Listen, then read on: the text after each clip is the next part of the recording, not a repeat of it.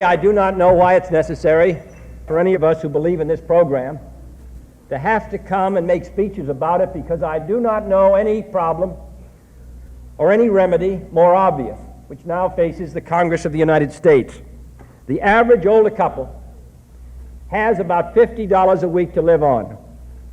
The average older person living alone has about $20 a week. There is no room in that budget for a serious illness. Yet 1 in 6 will require hospitalization every year. The hospitalization will average 2 weeks, and the cost over $900. A $20 a week income, $1,040 a year, is hardly enough to pay for a $900 illness. Now, the person who has no resources, he gets a kind of treatment.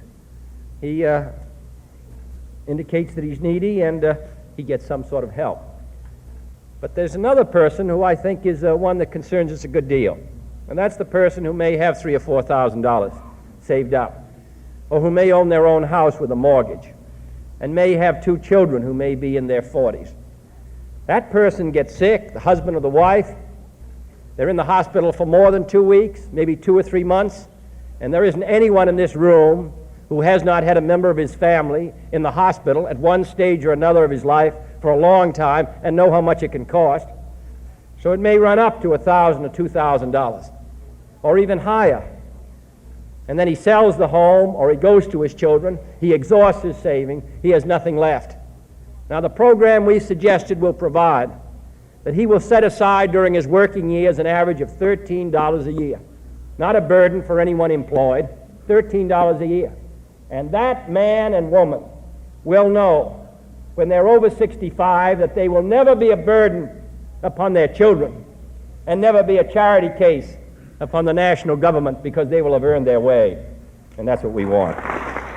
That's what we want. We're not asking for anybody to hand this out. We're asking for a chance to have the people who will receive the benefit to earn their way. The same principle established under the Social Security system in the 30s. You would not believe it necessary 30 years later, after we've seen the extraordinary success of the Social Security system, even though it was passed over the most vigorous objection, you would not think it necessary to say that hospital insurance shall be covered in the same manner. There isn't a country in Western Europe that didn't do what we're now doing 50 years ago or 40 years ago. Not a single country that is not way ahead of this rich, productive, progressive country of ours. We're not suggesting something radical or new or violent. We're not suggesting that the government come between the doctor and his patient. We're suggesting what every other major, developed, intelligent country did for its people a generation ago. And I think it's time the United States caught up. I don't think we ought to be second any place.